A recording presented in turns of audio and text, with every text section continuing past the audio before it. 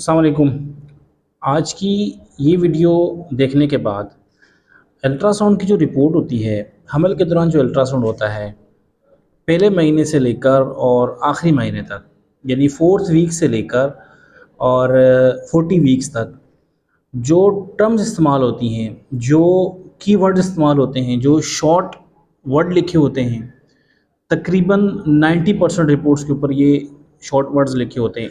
इन words के क्या मतलब होते हैं और इनको कैसे समझते हैं, अगर आप आज की ये वीडियो पूरी देख लेंगे तो आपको इंशाल्लाह कोई प्रॉब्लम नहीं होगी और आप उन वर्ड्स का सही मतलब समझ सकेंगे।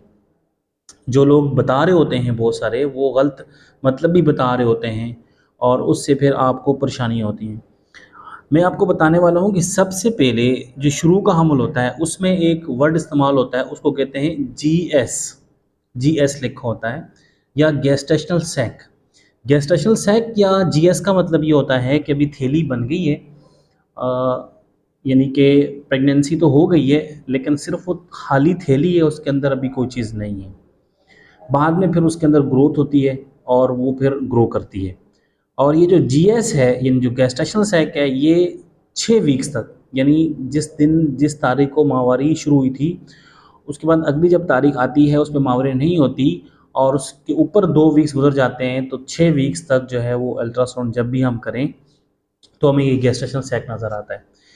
6 वीक्स में या समटाइम 6 वीक्स के बाद एक और टर्म इस्तेमाल होती है, उसको कहते हैं यॉर्क सैक। अब यॉर्क सैक क्या चीज़ होती है?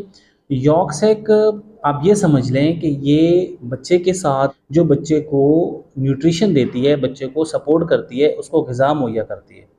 तो ये भी एक लाज़मी चीज़ है और ये भी होनी चाहिए आपके अल्ट्रासाउंड में। उसके बाद एक चीज़ या एक टर्म इस्तेमाल होती है सीआरएल। सीआरएल का मतलब होता है क्राउन रम्प लेंथ। जो क्राउन रम्प लेंथ होती है, बेसिकली ये सर से लेकर बच्चे के बटुक तक जो है वो मेजरमेंट्स होती हैं, और ये क्राउन रम्प लेंथ जो है 7 वीक्स के बाद से समटाइम 8वें वीक से लेकर और 12वें और 13वें वीक्स तक इस मेजरमेंट को लिया जाता है और इसको सीआरएल लिखा जाता है, क्राउन रम्प लेंथ। उसके बाद जो बहुत ज़्यादा कॉमन अल्ट्रासाउंड में जो चीज़ होती है, जो एक शॉर्ट की होती है, वो होती है बीपीडी। बीपीडी का मतलब होता है बाय पेराइटल डायमीटर। 2 पेराइटल्स बोन्स होती हैं हेड की, एक ये वाली बोन और एक इधर वाली, ये दोनों पेराइटल्स बोन होती हैं। इन पेराइटल बोन्स का डायमीटर लिया जाता है जो कि बच्चे की एज जो है वो एस्टिमेट करता है। देखें, ये जो इससे पहले मैंने आपको जो गेस्टेशनल सैक बताया या जो सीआरएल बताया, ये दोनों भी बच्चे की एज को एस्टिमेट करने के लिए इस्तेमाल किए जाते हैं।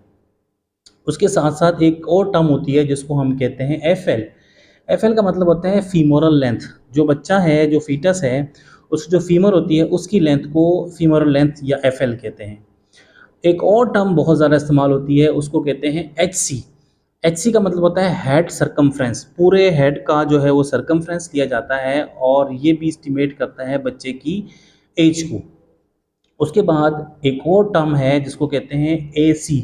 एसी का मतलब होता है एब्डोमिनल सरकमफ्रेंस। एब्डोमिनल सरकमफ्रेंस जो है वो बच्चे के पेट का गोल डायमीटर होता है, जिसमें ये देखा जाता है कि बच्चा जो है वो नॉर्मली ठीक से ग्रो कर रहा है या ग्रो नहीं कर रहा।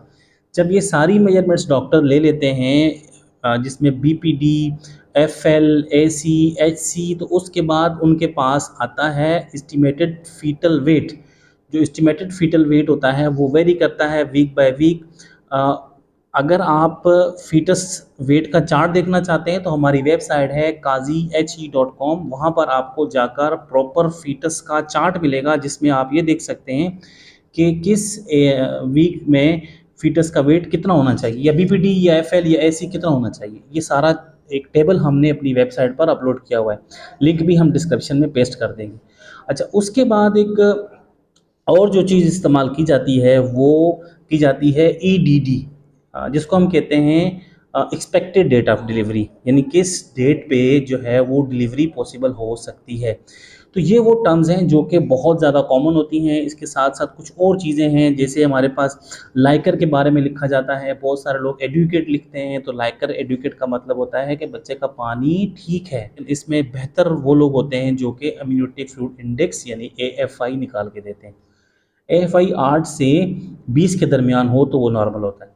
उसके साथ साथ प्लेसेंटा के बारे में, प्लेसेंटा की मैच्योरिटी के बारे में होता है कि प्लेसेंटा ग्रेड, तो ये ग्रेडिंग होती है प्लेसेंटा की मैच्योरिटी की। इस पर हम ऑलरेडी वीडियो भी बनाकर अपलोड कर चुके हैं। प्लेसेंटा की डिटेल वीडियो हमारे यूट्यूब चैनल और फेसबुक पेज पर मौजूद है, आप वहाँ से जाकर ये वीडियो देख सकते हैं। इसके अलावा भी अगर आपकी रिपोर्ट में कोई ऐसी टर्म हो, कोई ऐसी चीज़ हो जो आपको समझ में नहीं आ रही हो, तो आप नीचे कमेंट बॉक्स में हमसे पूछ सकते हैं, या आप हमें अपनी रिपोर्ट भेज कर भी अपनी रिपोर्ट के बारे में पूछ सकते हैं।